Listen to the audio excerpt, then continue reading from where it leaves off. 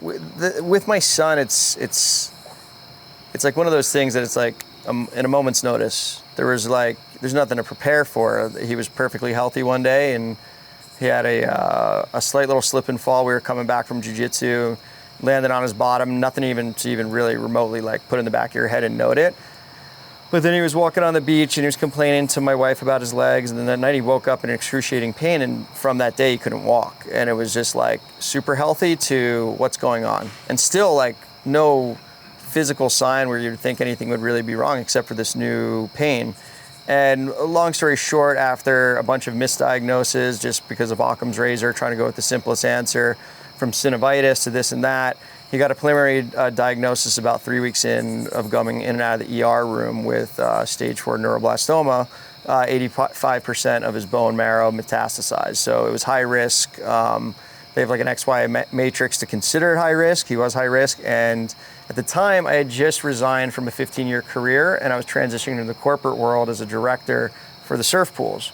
So my insurance hadn't kicked in yet from my old to my new. So I left my job February 15th, no insurance, just Cobra, waiting, getting denied to go into Sloan. And then just by the grace of God and last minute heroics, we were able to switch my wife off one insurance, get him on my new insurance, and then get on a plane basically a day later to Sloan, April 4th. And we landed at JFK, and then 4 boxes, shut down our house, and just left Hawaii after 20 years. So. That's crazy. And what happened to the businesses? Were you just like, hey, gotta close the doors and... Yeah.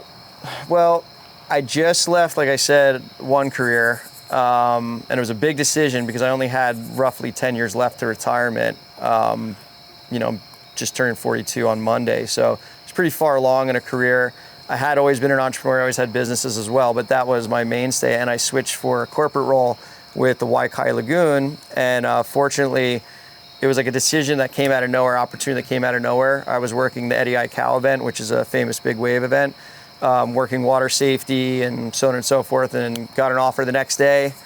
Thought about it, and it was kind of weird. I was like, I love lifeguarding, it's my passion, but I felt like, what else am I gonna do? I just got invited to be water safety at the biggest contest in history with the biggest surf in history. Like, I can't really hit that pinnacle. And sometimes when you go like, where do you go? Like, there's gonna be like I was like, you know what? Try something new. You could try to climb a different mountain. This is corporate, it's a little different, but it is in surf, and why not give it a shot? And then biggest decision of my life, and then the next day another biggest decision of my life, like within 10 days with my son.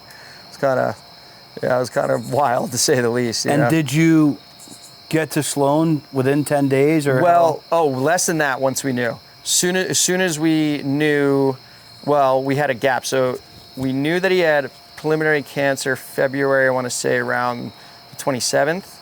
And then we got a final diagnosis. There was a gap on March 10th, but we still were like, does he have neuroblastoma? We don't know, because it's a preliminary, MIBG test, and it's like not 100% bone marrow. Then when it came back confirmed, then it was just a 10-day rush to figure out the insurance. And then as soon as it hit, we were out. Yeah. That's crazy. Yeah. And obviously I'm working for them. They're like, okay, come back 2 weeks later, leave, come back 2 weeks later. And then they were nice enough to figure out how I can remotely continue doing my job. Yeah. So you've, to say the least, you've been through it the last 9 months. Yeah. It's been a big change in your life.